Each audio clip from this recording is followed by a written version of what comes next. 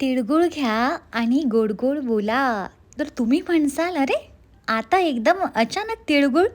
तर हा माझा संक्रांतीचा व्हिडिओ आहे. हा माझ्या घरी जे हळदी-कुंकू केलं होतं, तर त्याचा व्हिडिओ आहे. टाकायला जरा मला वेळ लागला, पण म्हटलं आज मला दिसला, तर म्हटलं आज हा टाकून द्यायचा. तर सुंदर मस्त अशी रांगोळी काढली बाहेर. "तिळगुळ घ्या, गोड गोड बोला." असा सुंदर मस्त तिथे संदेश पण लिहिला होता आणि ही साईडला मस्त बॉर्डरला अशी रांगोळी काढून घेतली आणि घर पण मस्त स्वच्छ असं करून घेतलं होतं. आणि त्यानंतर टी व्ही युनिट जे होतं, तर त्या एरियाच्या ठिकाणी मस्त अशी विठ्ठल रुक्मिणीची अशी मूर्ती मांडली होती आणि त्यानंतर तिथे लक्ष्मी मातेची आणि गणपती बाप्पाची सुद्धा मूर्ती ठेवली होती मस्त. त्याच्याजवळ दिवे लावले आणि हे जे आहे याच्यामध्ये छान हे फ्लॉवर मस्त ठेवले होते.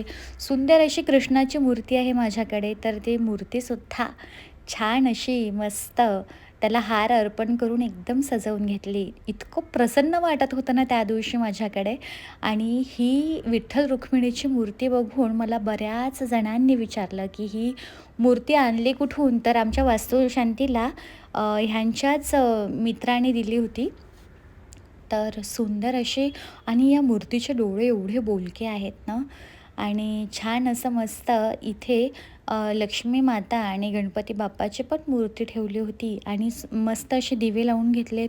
इतकं प्रसन्न वाटत होतं ना, की ज्याही दिवशी माझ्या इथे हे हळदी-कुंकवाचा कार्यक्रम होता, सगळे मला हेच म्हटलंय, की "इतकं प्रसन्न वाटत आहे ना तुझ्या इथे."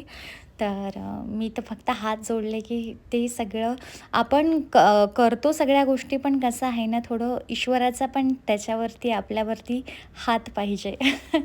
तर छानपैकी मस्त ज्याही बायका आल्या होत्या हळदी-कुंकवाला, त्यांना या ठिकाणी मस्त मसाले दूध होतं आणि त्यानंतर सगळ्या जेव्हा जमल्या होत्या ना, तर इतकी मजा आली होती ना, पण मी त्याचं शूटच केलं नव्हतं. कारण कधी कुणाला आवडतं, कुणाला नाही आवडत. तर त्यामुळे मी जेही घर छान पद्धतीने सजवलं होतं ना, तर तेच या ठिकाणी दाखवलेलं आहे आणि माझ्या मोठ्या ब्लॉगमध्ये सुद्धा ही जी डिटेल अशी तयारी केली होती मी संक्रांतीची, हळदी-कुंकवाची, तर ती सुद्धा मस्तरित्या दाखवलेली आहे. आणि या ठिकाणी ही कृष्णाची मूर्ती इतकी सुंदर मूर्ती आहे ना, की या मूर्तीकडे बघितलं ना, की नजरच हटत नाही. एकदम सुंदर अशी श्यामवर्ण हा या कृष्णाचा रंग आहे आणि इतकी सुंदर आहे ना माझी मूर्ती ही.